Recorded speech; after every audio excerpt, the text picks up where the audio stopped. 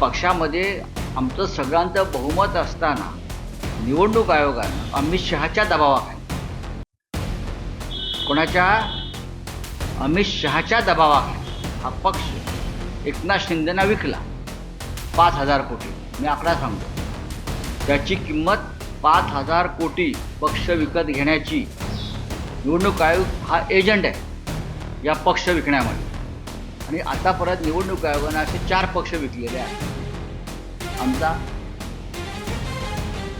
त्यानंतर शरद पवार साहेबांचा, आता तृणमूल काँग्रेसचा आणि अजून एक पक्ष मधल्या काळात अशा प्रकारे विकला गेला. अमित शहाने या देशाचं तात्काळ उपपंतप्रधान व्हायचं आहे आणि मोदींनी त्याला नकार दिला. ही माझी वाट. मला उपपंतप्रधानपदी ताबडतोब नवीन रचनेमध्ये घोषित करा. मी तुमचा वारसदार म्हणून मला घोषित करा. आणि मोदींनी त्याला स्पष्ट नकार दिलेला आहे. हे जे मी सांगतोय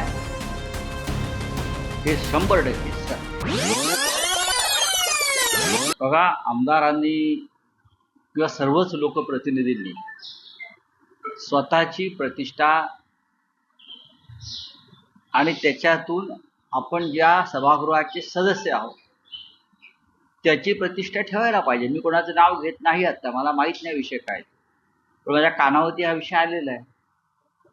आता शेवटी ते कर्डिले आहेत,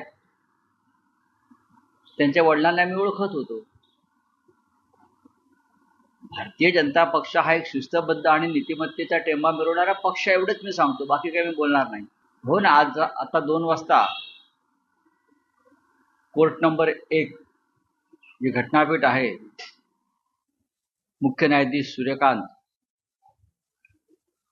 जस्टिस बागची आणि जस्टिस मोहना यांच्यासमोर सलग 5व्या दिवशी सुनावणी सुरू आहे.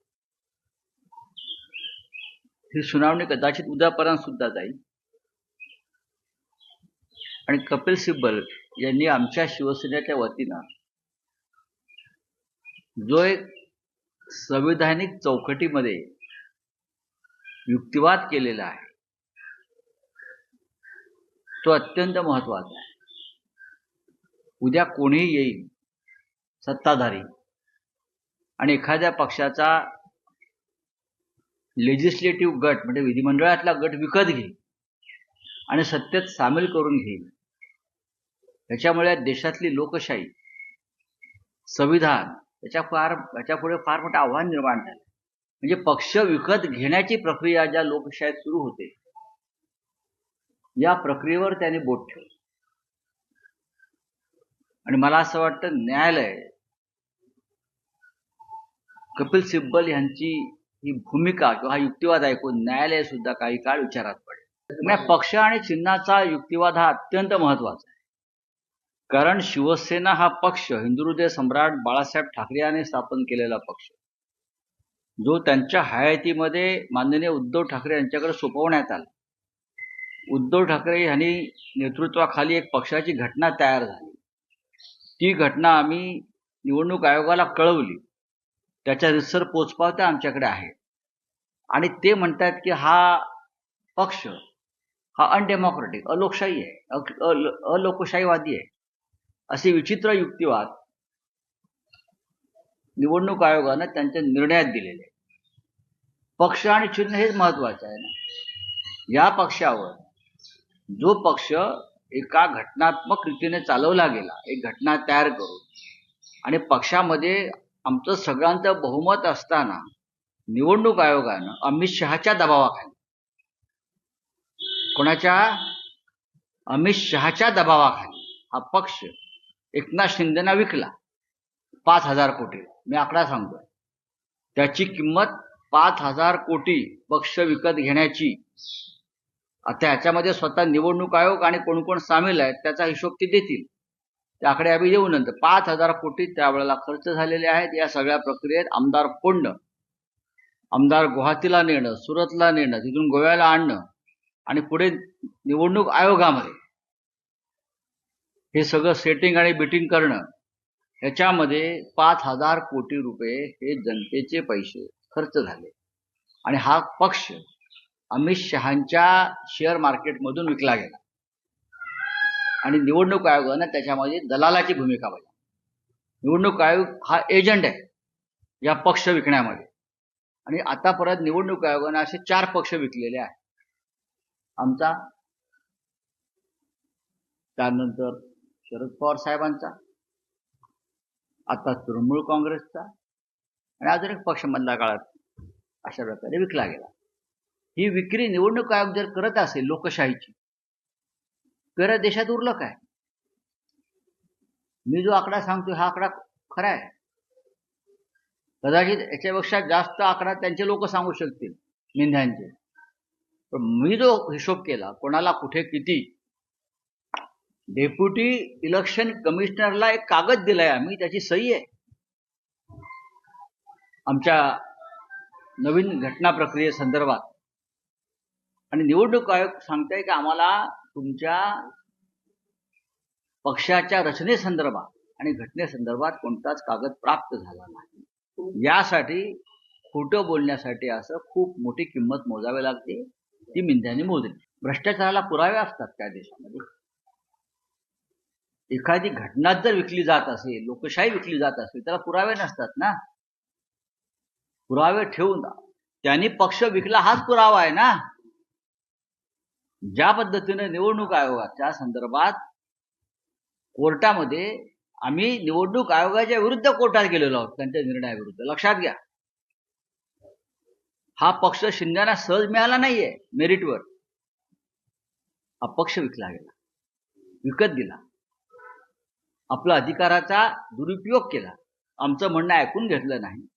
त्याची किंमत मिंध्याने निवडणूक आयोगाला मोजली आणि अमित शहा त्याच्यामध्ये सहभागी. माइलस्टोन, ज्याला आपण म्हणतो की माइलस्टोन जजमेंट, या देशात लोकशाही राहील की नाही, या देशामध्ये संविधानाचं प्रतिष्ठा राहते की नाही, आणि ह्या देशामध्ये अशा प्रकारची मनमानी यापुढे होणार की रोखली जाईल, या संदर्भातलं जजमेंट, निर्णय आणि निकाल आम्हाला अपेक्षित आहे.